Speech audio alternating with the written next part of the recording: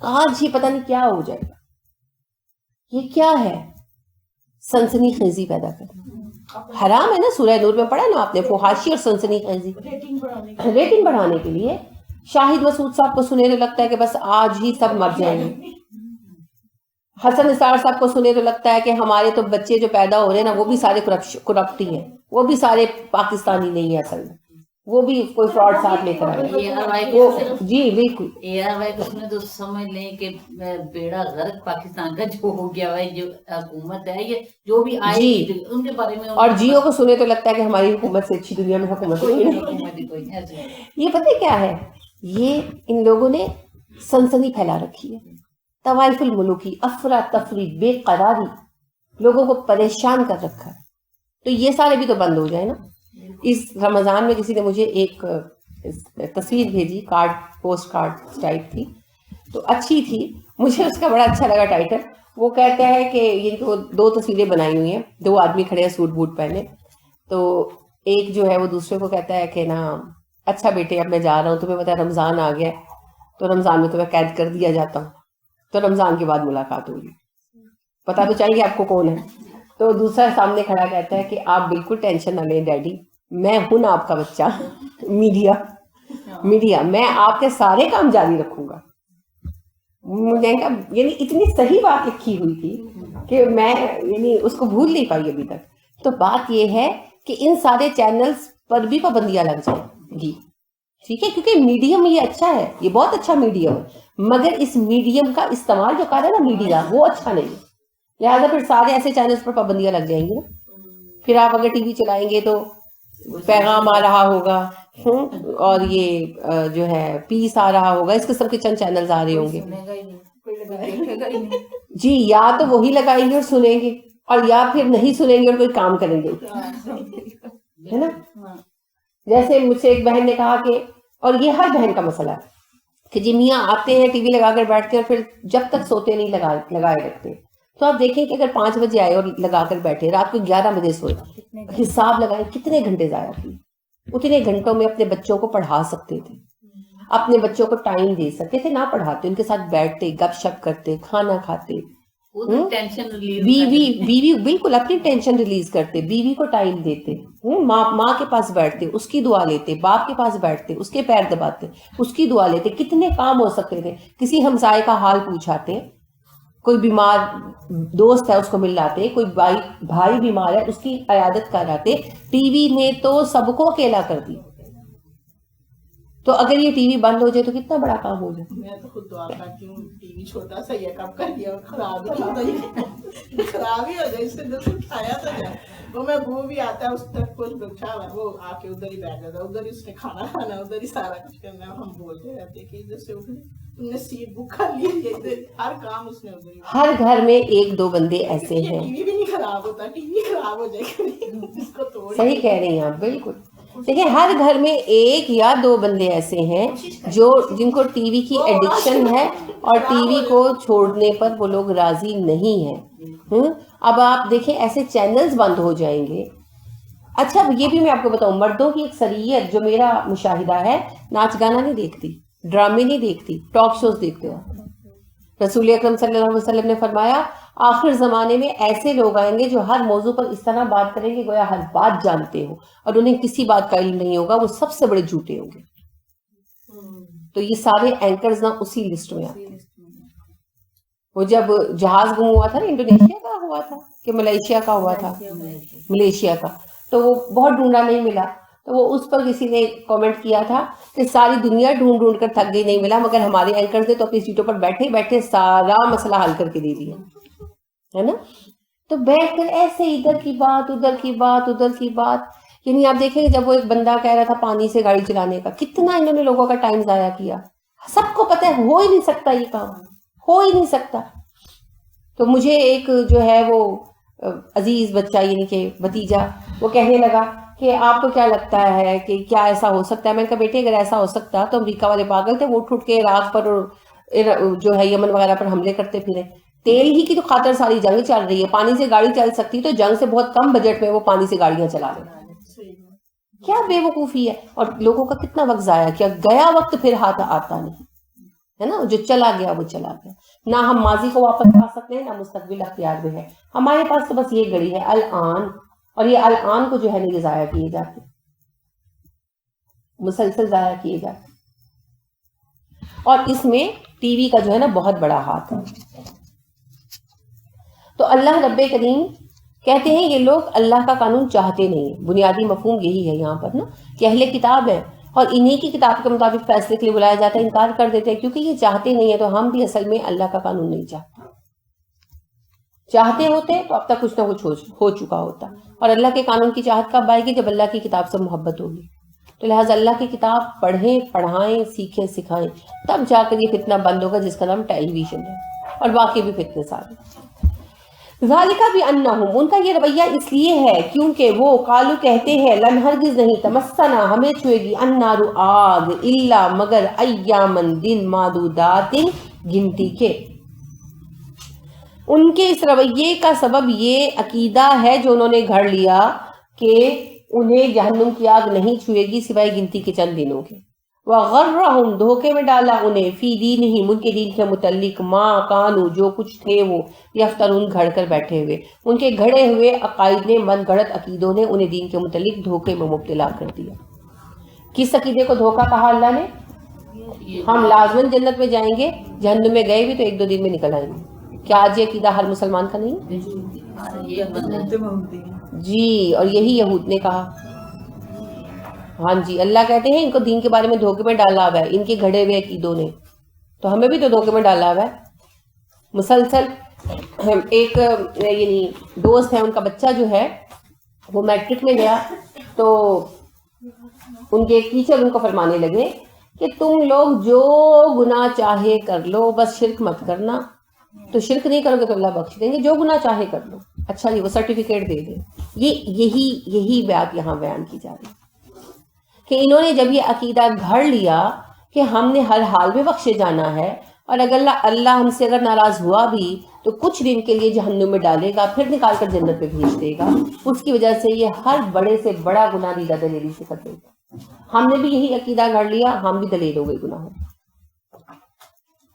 بات یہ ہے اللہ کا وعدہ مومنوں کے لیے کیا ہے؟ جنت میں بھیج دے گا اگر وہ صالح ہوں گے.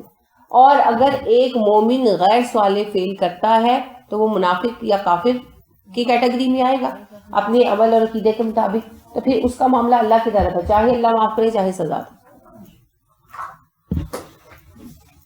فَكَيْفَ, تو کس طرح, کیا حال ہوگا, کیا کیفیت ہوگی, اذا, جب جمعناہم, ہم ان کو جمع کریں گے, لیومن, اس دن, لا, نہیں, ریب شک فیہ, اس میں. ان کا سوچو کیا حال ہوگا اس دن جب ہم انہیں جمع کر کے لائیں گے, اس دن جس کے آنے میں شک نہیں. تو قیامت کے دن کیا جواز پیش کریں گے؟ ساری باتیں دھری رہ جائیں گی نا. وَوُفِّيَتْ, اور پورا دیا جائے گا, کُلُّ نَفْسٍ, ہر شخص کو, ماں جو کسبت, اس نے کمایا, ہر بندے کو اس کی کمائی پوری لوٹائی جائے گی. وَهُمْ لَا يُظْلَمُونَ, اور ان پر ظلم نہیں کیا جائے گا. کل کہہ دیجیے اللہم, اے اللہ, مالکا, تو مالک ہے, الملک, کی بادشاہت کا. اب دیکھیے پورا ایک اللہ رب کریم نے پہلے تو تبصرہ دیا, بیان دیا لوگوں کے رویوں کے بارے میں, اور اللہ رب کریم نے یہ بھی بیان فرمایا کہ جو لوگ کفر پر چلتے ہیں اور نافرمانی پر چلتے ہیں ان کے لیے دنیا اور آخرت میں ناکامی ہے. لیکن دنیا میں جیسا کہ میں نے پہلے بھی عرض کیا, بعض اوقات بظاہر لگتا ہے کہ جو نافرمان ہیں, جو کافر ہیں, گستاخ ہیں, حد سے بڑے ہوئے ہیں, وہ کامیاب ہو رہے ہیں. اب اللہ نے پہلا بات تو یہ کہی کہ پلٹ کر میرے پاس آئیں گے, میں قیامت کے دن حساب لوں گا. ٹھیک ہے.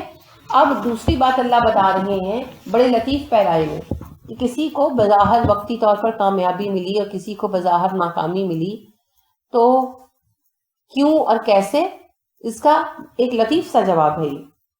کل کہہ دیجئے اللہم, اے اللہ, مالک الملکی, اے بادشاہت کے مالک, تو دیتا ہے, الملک, حکومت, من تشاء, جسے چاہتا ہے, وتنزع, اور چھین لیتا ہے, الملک, بادشاہت, ممن, جس سے تشاء, تو چاہتا ہے, وتعز, اور تو عزت دیتا ہے, من, جسے تشاء, چاہتا ہے, وَتُذِلُّ اور تو ذلیل کرتا ہے من جسے تشاء تو چاہتا ہے بیدک الخیر خیر بھلائی تیرے اختیار میں ہے انکا بے شک علی کلی ہر ایک چیز پر اوپر ہر ایک شیء چیز کے قدیر تو قادر ہے بے شک تو ہر چیز پر قادر ہے. اب اصول دے دیا گیا دعا کی شکل میں. یہ دعا بتا کیا رہی ہے؟ بادشاہت اللہ کی ہے، اللہ جسے چاہتا ہے حکومت دیتا ہے، جس سے چاہتا ہے لے لیتا ہے، جسے چاہتا ہے کامیابی دیتا ہے، جس سے چاہتا ہے لے لیتا ہے. اس کے پیچھے وجوہات کیا ہیں وہ وہی جانتا. وہ جسے چاہتا ہے عزت دیتا ہے، جسے چاہتا ہے رسوا کرتا ہے. ہر ایک خیر کا سرچشمہ اللہ ہے. تو لہٰذا اگر بظاہر کسی مومن کو ناکامی ہو گئی اور دیکھنے کی حد تک کوئی کافر کامیاب ہو گیا تو یہ اللہ کو ہی پتا ہے کہ اس کے اندر کیا راز پنہاں ہے، کیا سبب ہے. بظاہر یحییٰ علیہ السلام قتل کر دیے گئے، یہود کامیاب ہو گئے نا. عیسیٰ علیہ السلام اٹھا لیے گئے آسمان پر اور یہود تو کامیاب ہو گئے. ایک طرح سے لگتا ہے بظاہر، لیکن حقیقتاً اللہ کا کون سا راز مضمر ہے اللہ ہی جانتے ہیں. ایک تو ہمیں اللہ نے بتا دیا کہ عیسیٰ علیہ السلام کو دوبارہ بھیجا جانا ہے، ان کو اٹھایا ہی جانا ہے، لہٰذا یہ اللہ کا پلان ہے. اور بھی کئی مقاصد ہوں گے اللہ نے وہ سامنے جانتے. اب آپ دیکھیے کہ خیبر کی یہودیہ نے آپ صلی اللہ علیہ وسلم کو زہر دیا، آپ صلی اللہ علیہ وسلم بیمار پڑ گئے ہے نا. تو ایک طرح دیکھیں تو لگتا ہے کہ گویا کہ اس کو کوئی کامیابی ہوگی دنیا میں، لیکن پتہ نہیں اللہ کے کون کون سے مقاصد ہوں گے. ایک تو مقصد اللہ نے ہمیں یہ سکھایا کہ شفا میرے اختیار میں ہے. اپنے اختیار میں انسان کسی بھی انسان کے اختیار میں ہوتی نا تو رسول اکرم صلی اللہ علیہ وسلم اپنے آپ کو صحت یاب کر لیتے ہے نا. نہیں کر سکے نا تو کیا پتا چلا کسی انسان کے بس میں شفا نہیں ہے. اب آپ صلی اللہ علیہ وسلم سے بڑا بھی کوئی اللہ کا ولی ہو سکتا ہے؟ نہیں ہو سکتا نا. تو پھر جب آپ صلی اللہ علیہ وسلم بیماری میں اپنے لیے دعائیں کرتے رہے، شفا نہیں ملی، اللہ کا حکم، اس پر صبر کیا، تو آج کوئی بابا، کوئی پیر، کوئی فقیر کہاں سے شفا دے گا؟ وہی شفا دیتا. آپ صلی اللہ علیہ وسلم کی بلندی درجات، آپ صلی اللہ علیہ وسلم کا اعلیٰ کردار، یہ بھی تو ظاہر ہوئے سر سے ہے نا. ہمارے لیے مثال بنایا گیا آپ کو. اور پتہ نہیں کیا کیا مقاصد ہوں گے، وہ رب کریم ہی جانتا ہے. بہت سارے مقاصد ہوں گے. تو بظاہر دنیا میں کسی کام میں ناکامی یا کامیابی ہوتی ہے تو فیصلہ وہیں سے آتا ہے، وہیں سے فیصلہ آتا ہے، اللہ کو پتا. اور پھر فیصلہ اندھا دھند نہیں ہوتا، اس کے پیچھے مقاصد ہوتے ہیں، مقاصد ہوتے ہیں، وہ اللہ کو ہی پتا ہوتے ہیں. اللہ ہی جانتا ہے کیا مقاصد تھے. ٹھیک. تو اللہ کے پلانز عجیب طریقے سے کام کرتے ہیں، کسی کو نہیں پتا ہوتا کہ اس پلان کا کیا اینڈ نکلنے والا ہے. محمود غزنوی جو ہیں، معروف آپ کو پتا ہے واریر ہیں ہمارے، تو ان کے والد سبکت تگین غریب ماں باپ کے بیٹے تھے. ان کے والد جو تھے محنت کش آدمی تھے. والدہ جو تھیں ان کی خواہش تھی کہ ان کے گھر ایک ایسا بچہ پیدا ہو جو دین کی بہت خدمت کرے، تو وہ دعا وغیرہ بھی کرتی تھی. لہٰذا محمود غزنوی کے تذکرے میں بھی یہ بات آتی ہے کہ ان کی جو دادی تھیں انہوں نے خواب دیکھا کہ ان کو ایک بزرگ کہہ رہے ہیں کہ تمہیں خوبصورت بچہ چاہیے یا مالدار. تو کہنے لگی نہیں، مجھے ایسا بچہ چاہیے جو ابراہیم کی طرح اتنا دین پرست ہو کہ اگر باپ بھی غلطی پر ہو تو وہ اس کی بھی اصلاح کرے. تو ان کی آنکھ کھل گئی. تو بہرحال اللہ رب کریم نے بیٹا دیا سبکت تگین. تو پہلے انہوں نے گاؤں میں تعلیم کرائی. تعلیم کے گاؤں کے ظاہر مولوی کم پڑے ہوئے تھے. جب اتنی ہو گئی تو شہر میں آنے کے لیے یہ لوگ قافلے میں شریک ہوئے. قافلہ لٹ گیا، ماں باپ مارے مرے گئے. سبکت تگین بچے تھے، اغوا ہو گئے وہاں سے اور ڈاکوؤں نے اٹھا لیا اور لا کر غلام بنا کر بیچ دیا. تو علی تگین نام کا ایک سردار تھا جس نے ان کو خریدا، ترک سردار تھا. اب وہاں جو ہے یہ سبکت تگین اس کے بچوں کی خدمت پر معمول ہوئے. اب دیکھیں اسباب کہاں سے بنتے ہیں، دعا کیسے قبول ہوتی ہے. تو وہ اس کے بچوں کی خدمت پر معمول ہوئے. تو بچوں کو پڑھانے کے لیے جو ٹیچر آتا تھا وہ بچوں کو پڑھاتا تھا. تو اس بچے نے کوئی غلطی کی تو سبکتگین نے درست کرنے کی بجائے ٹیچر کو کہا کس نے یہ غلطی کی ہے. تو ٹیچر بہت حیران ہوا کہ تمہیں کیسے پتا, تم تو خادم غلام ہو. اس نے انہیں بتایا کہ جی میں نے تو اتنا اور اتنا پڑھا ہوا ہے. اب وہ بچے جو تھے وہ سردار کے بچے تھے اور ان کو کوئی اتنا شغف نہیں تھا تعلیم سے.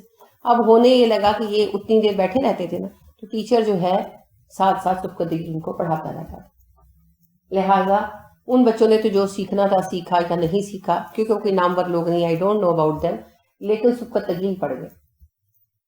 اور پھر بعد ازاں جس وقت یہ فوجی ٹریننگ ہوئی, شہ سواری اور یہ ساری چیزیں, وہ تو خیر سبکتگین کو ساتھ سکھائی ہی گئی, کیونکہ وہ اپنا گارڈ وغیرہ بنانے چاہتے تھے. ان لوگوں کو وہ کرتے تھے ٹرینڈ محافظوں کے طور پہ, لہٰذا وہ بھی ٹریننگ ساری ہوئی سبکتگین کی. تو جب سبکتگین جوان ہوئے تو وہ ہائیلی کوالیفائڈ آدمی تھے, اور شہ سواری وغیرہ بھی انہوں نے ساری سیکھی, باقاعدہ ٹریننگ اس کی ان کو ملی.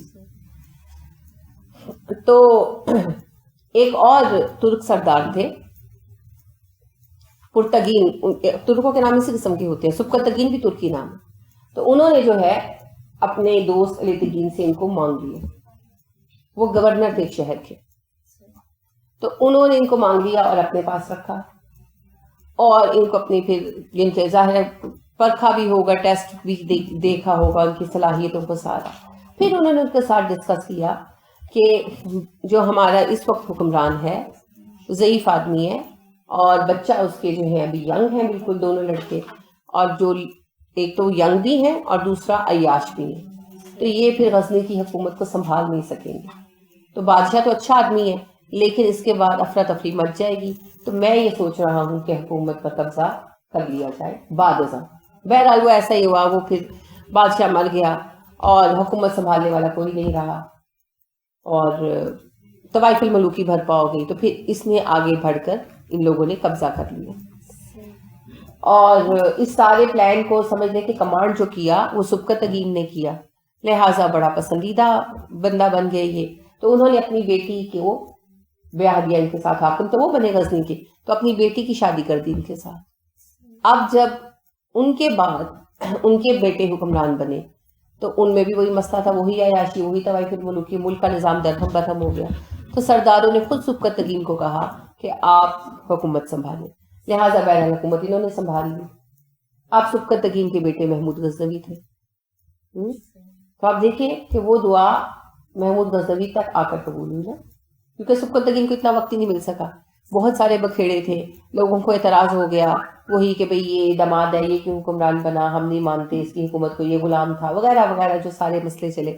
تو وہ جنگیں کر کے غزنی کی حکومت کو اسٹیبلش کرتے کراتے بہت ٹائم لگا. تو جب تک حکومت اسٹیبلش ہوئی اس وقت تک سبکتگین بوڑھے ہو چکے تھے, محمود جوان ہو چکے تھے. تو وہ پھر جہاد کا جو خواب ان کی ماں نے دیکھا تھا وہ محمود کے حق میں پورا ہوا. اگر آپ دیکھیں کہاں سے سلسلہ ملا, بظاہر ایک قافلے میں ماں باپ مارے گئے, بچہ غلام بن گیا. حضرت یوسف سے مل کر جتنا واقعہ نہیں, لیکن ان سے زیادہ دردناک ہے.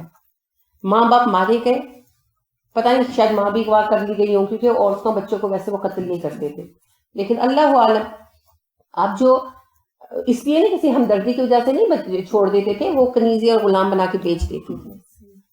تو سبکتگین جو تھے ان کے آقا نے ان کو خریدا بھی اس بنا پر کہ یہ رو نہیں رہے تھے, لہٰذا اس نے دیکھے کہ بچے تو بہت سارے ہیں اور بڑے خوبصورت ہیں, مگر رو پیٹ بڑے رہے ہیں, یہ لڑکا کم صورت ہے مگر یہ جو ہے نا رو پیٹ نہیں رہا, تو اس کو ٹرین کرنا آسان ہوگا.